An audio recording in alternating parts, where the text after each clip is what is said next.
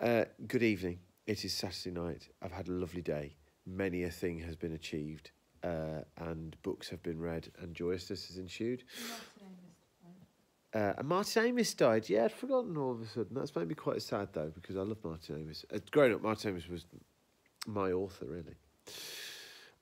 Unlike this episode of Doctor Who, which is neither an author, nor mine, nor... Well, no, it's certainly an episode of Doctor Who. But it's an episode of Doctor Who that's come flipping 15 years too late, because this is one of the weirdest, in terms of when this has fallen in our journey through Doctor Who, this is just very peculiar indeed. So for those that haven't watched it, and I'm not suggesting you rush off and watch it, basically everybody started tripping and dancing together. It was like a rave, but a rave in space. It was like a rave. It was like... Says the person that's probably never been to a rave. I've almost been to a rave. I'm sure I've almost been to a rave once. I don't know if I've been to a rave. I'm not even sure what a rave is. So if a rave... You know one of those silent discos where people have headphones on? If you randomly got assigned a headphone that played one of 4 different sorts of music, then you all danced together. That's what this was like. This is... The high points of this is Monarch. No, Stratford... No, I think Stratford Johns is good. And I think that... The acting is good. Yeah, and I think... Everyone apart from one person. I think people are trying hard with this. Nobody's phoning this in. There's some effort being put into this, and for Davison's first film story, honestly, I wonder whether he'd let him. What? Mind you, wouldn't know, would he? It was so Hartnell, and I've read ahead. I haven't done this for a while, but I've read ahead to see what Tatwood and Lawrence Miles say, and they make. I've felt quite vindicated when they said that this is basically a Hartnell story. And it is. And as a Hartnell story, this would work really, really well, I think. And that's sort of the educational slant of Doctor Who that is supposed to come in. As we said, we're really hoping that some of these nods towards different cultures of our planet was done respectfully. I'll level with you. It didn't feel exploitative. The bit of writing on the Chinese dragon is perhaps a bit of a misstep. And the bit where the Aborigines... That's the correct term, isn't it? Yeah. The Aborigines were just jumping up and down. Looked awesome. But again, I hope that was okay.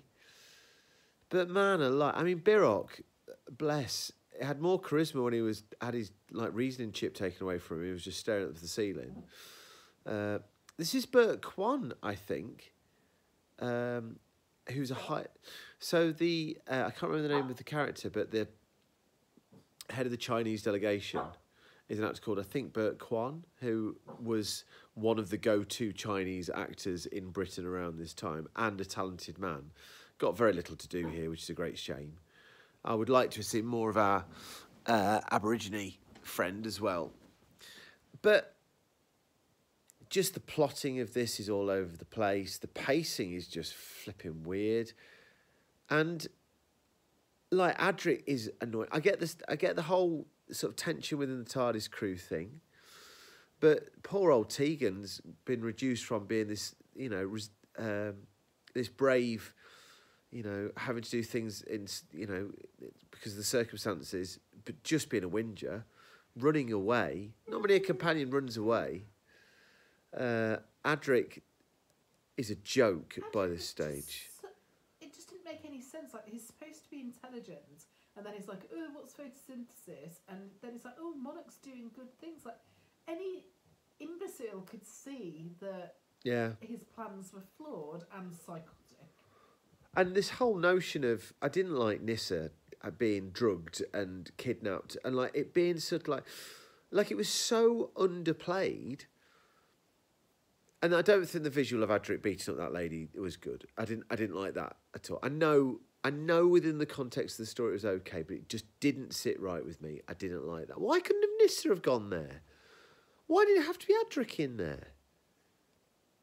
I'm not down with any of that. What a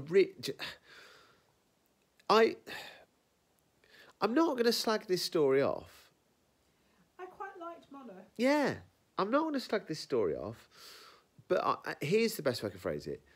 If a non-Who friend of mine said, let's watch an episode, 4 to Doomsday, that sounds interesting, I would be terminally embarrassed. I would be painfully embarrassed. But, the spacewalk bit. Oh, man.